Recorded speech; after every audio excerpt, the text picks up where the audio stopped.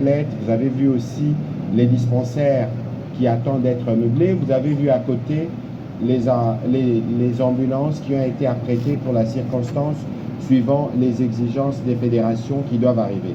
Et donc pour nous, nous considérons à quelques jours, disons 8 jours de l'événement, que nous sommes, je ne dirais pas fin prêts, mais que nous sommes prêts. Et que ce qui reste, c'est plutôt des travaux mineurs qui sont liés à l'entretien quotidien de cet espace. Ce soir, nous voulons faire un focus sur le côté culturel.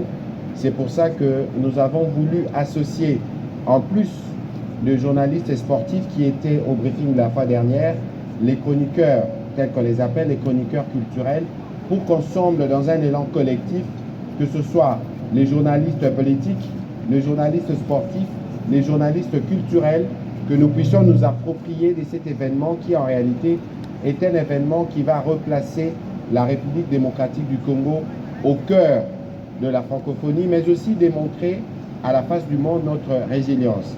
Le jeu que nous allons organiser, c'est le jeu de l'espoir et de la solidarité. Malgré la guerre, malgré toutes les vicissitudes que nous connaissons, la République démocratique du Congo se tient debout pour sa jeunesse. Madame la ministre, bonsoir. Bonsoir. Je sais que vous êtes un peu enrhumée. Je sais aussi que vous avez raté la cérémonie du week-end dernier. Vous étiez au FESPAM à Brazzaville pour une bonne cause. Et ce soir, nous allons vous associer à cet échange avec les médias pour que vous puissiez nous dire ce que vous faites dans votre secteur, quelles sont les disciplines, parce que je vous avoue que même nous-mêmes, on a du mal à comprendre une compétition culturelle, comment ça se fait, c'est quoi le jury, c'est quoi les disciplines. On aimerait un peu que vous puissiez nous plonger dans ce que seront ces disciplines, ces concours, mais aussi que vous nous dites comment vous préparez les athlètes congolais. Et nous aurons l'occasion de revenir encore avec vous, Monsieur Kwanja, parce que l'événement, c'est principalement vous. On pourra faire le point et répondre à d'autres questions en considérant que grâce à Rachel Kitita la dernière fois, on a crevé l'abcès et que maintenant, les sujets difficiles sont passés. Nous tous, on va se focaliser pour accompagner le comité d'organisation, la direction des Jeux, le gouvernement, pour relever les paris de l'organisation de ces Jeux dans cette belle capitale, Kinshasa. Madame la ministre, vous avez la parole. Merci beaucoup pour la parole et merci à toute la présence ici pour écouter la question des Jeux de la francophonie, secteur de la culture. Je suis très émerveillé de voir que la question intéresse déjà les gens et donc les Jeux ont commencé parce que l'appropriation est déjà effective. Qu'est-ce que nous sommes en train de préparer pour les Jeux de la francophonie ou de la culture? C'est depuis l'année 2019 qu'il y a eu ce qui a été appelé un cahier de charges qui avait été signé entre la RDC et les comités internationaux de Jeux. Nous avons souscrit pour 11 disciplines prévues dans l'organisation des Jeux de la francophonie. Et donc pour la question de la culture, 11 disciplines sont déjà concernées. Nous avons souscrit pour ces 11 disciplines. Il s'agit de la chanson, il y a la danse de création qui est la danse de scène qui se passe dans une salle. Nous avons conte et conteur, il y a la peinture, la sculpture, installation qui est cette sculpture qui se fait avec les gens dans l'espace d'architecture. Il y a la photographie, la danse hip-hop qui est différente de la danse de scène. La danse hip-hop, c'est la danse qui se passe sur la route, la danse des rues. Il y a jonglerie avec ballon, il y a les marionnettes géantes, il y a la création numérique et enfin la littérature nouvelle. La littérature nouvelle, elle est différente de la littérature tout court parce que c'est la littérature d'actualité, la littérature de ce qui est très réduit, là où on fait des récits très brefs et c'est la nouveauté dans ce qui est en train de se faire. Les 11 disciplines sont en marche chez nous parce que nous sommes reconnus dans le monde étant un pays caractérisé par la danse, par la musique.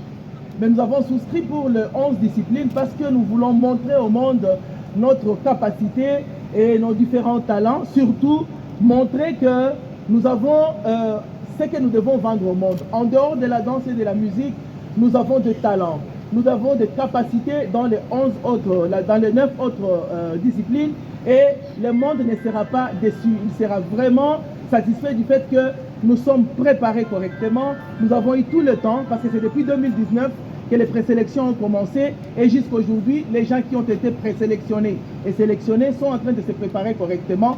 Pour la question de la culture, je pense que nous sommes à temps et on n'a pas à avoir peur, nous devons garder nos apaisements. Et voilà, on va revenir dessus tout à l'heure avec les questions qui nous seront posées.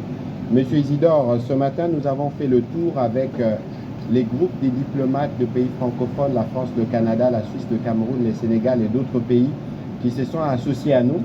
Après, évidemment, nous avons eu le temps de faire un débriefing avec certains diplomates qui sont plutôt satisfaits de l'évolution de travaux. Ils auraient voulu visiter plus tôt pour se rendre compte de l'ampleur de la tâche qui était la nôtre, mais globalement, à 8 jours de l'organisation des événements, le constat est plutôt bon et nous devons nous attendre à l'arrivée massive des athlètes. Peut-être que vous pouvez nous faire le point sur les délégations qui arrivent, les pays qui se sont annoncés, nous donner plus ou moins un aperçu avant que nous puissions repasser la parole aux professionnels de médias pour des questions spécifiques.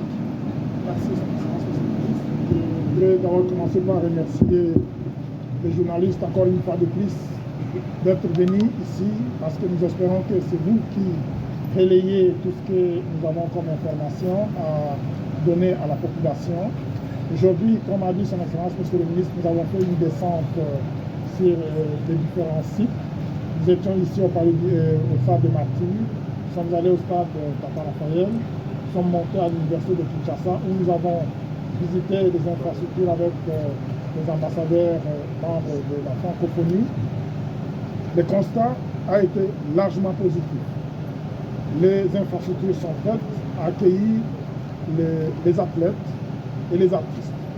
Parce qu'aujourd'hui, on va parler spécialement du volet culture. J'aimerais vous dire ici que si on nous a accordé l'organisation des 9e Jeux de la francophonie, c'était en particulier parce que nous avions toutes les infrastructures pour organiser le volet culturel. Donc, parmi les infrastructures disposées, c'est le Palais du Peuple, le musée, l'Académie des Beaux-Arts, l'échangeur délimité qui sera notre village où il y aura des activités. Il y a le Centre Wallonie Bruxelles et l'Institut français qui sont mis à disposition également. C'est vous dire que nous avons suffisamment d'infrastructures et en plus, vous savez très bien, je ne vais pas vous apprendre ici que dans le domaine de la culture, la RDC est un leader africain, et même mondial, parce que nous avons sorti les meilleurs artistes qui ont fait la fierté de notre pays à travers le monde. Donc nous pouvons être fiers de cela. Et comme a dit son Excellence Madame la ministre de la Culture, nous espérons et croyons sincèrement que nos artistes vont rafler beaucoup de médailles, je pense certainement. Et donc ici, nous venons régulièrement et nous viendrons régulièrement pour vous présenter l'état d'avancement des préparatifs d'accueil. Parce que là maintenant, nous sommes dans les préparatifs d'accueil. Nous sommes montés à l'université de Kinshasa où les résidences universitaires sont prêtes pour accueillir les athlètes qui commencent à arriver déjà. Nous avons à peu près près d'une dizaine de pays qui sont déjà là, notamment les pays africains. Et il y a aussi tous les autres pays qui vont commencer à arriver à partir du 23. Le 23, déjà, plusieurs délégations seront déjà ici à Kinshasa. Le 23, nous allons donc ouvrir officiellement le village BG à l'université de Kinshasa. Et à partir de là, les activités vont déjà commencer, les entraînements, parce qu'ils doivent déjà visiter les différents sites, s'adapter. Et le 8 et le 28, ce sera la grande cérémonie d'ouverture. C'est ça qui va marquer la 9e édition des Jeux de la francophonie. Hier, les membres du comité de pilotage ont eu l'occasion de visionner ce que sera la cérémonie d'ouverture. J'espère que tout le monde va apprécier et j'invite tous les Congolais vraiment à venir voir cette cérémonie qui sera grandiose, qui va rester dans l'imaginaire des Congolais. Et donc, ce sera une occasion pour présenter la richesse de notre pays, parce que vous verrez, on a ramassé tout, on est parti de nos richesses minières, de notre forêt, de nos rivières, nos eaux. Donc on a ramassé toute l'histoire de notre pays, des personnalités qui ont marqué l'histoire.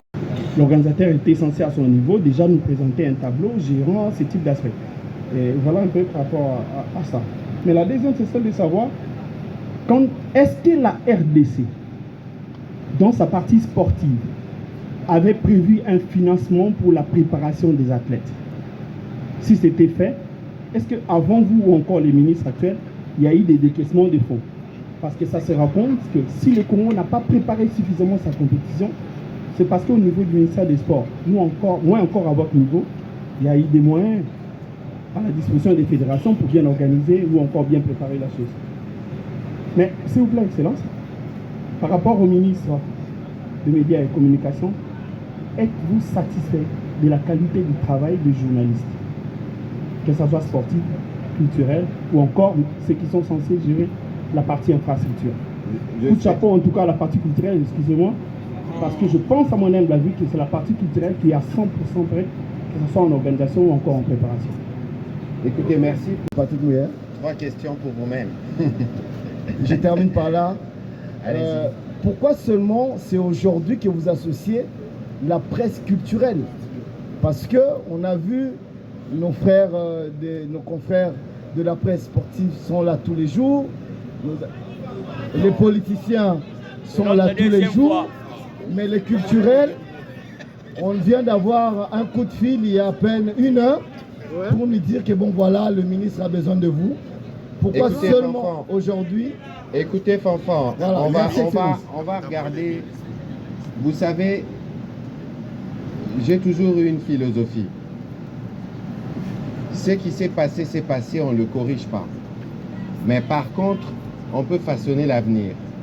Et il faut considérer que si hier vous n'étiez pas associé, qu'aujourd'hui et pour tout le reste des événements, vous serez associé, c'est le plus important. Merci. Et je pense que c'est dans cette perspective que nous devons tous avoir la philosophie, parce que finalement, le poids de l'organisation, parfois, il y a des détails qui échappent, mais pour ce qui concerne la presse, comptez sur nous pour nous assurer que vous êtes là et que vous serez bien et vous ferez le travail pour permettre aux Congolais de s'en approprier. On a toujours été l'excellence. Merci. Madame la ministre, peut-être qu'il faut répéter ce que vous avez dit en liminaire. Peut-être que Fanfan n'avait pas très bien suivi. Vous avez parlé de l'Académie de Beaux-Arts, vous avez parlé des sites où le concours va se dérouler. Ce serait bien comme ça, le chroniqueur culturel et les autres intéressés pourront s'y rendre. Oui, merci beaucoup pour ces questions. C'est vraiment des questions d'intérêt de tous. Hein. Je vais juste venir par rapport à la question de la communication. Pour les culturels, nous avions des préalables que nous devions d'abord épuiser, et nous devions terminer par la réception des listes des gens qui ont été sélectionnés pour les disciplines. C'est ainsi que moi, personnellement, pour le ministère de la Culture, j'ai organisé vraiment une conférence de presse au niveau du musée Tembena Tembe. C'était le 11 février de l'année en cours. J'ai invité les gens, je les ai parlé de tout le processus, de tout le parcours et de demander les rapports et leur accompagnement.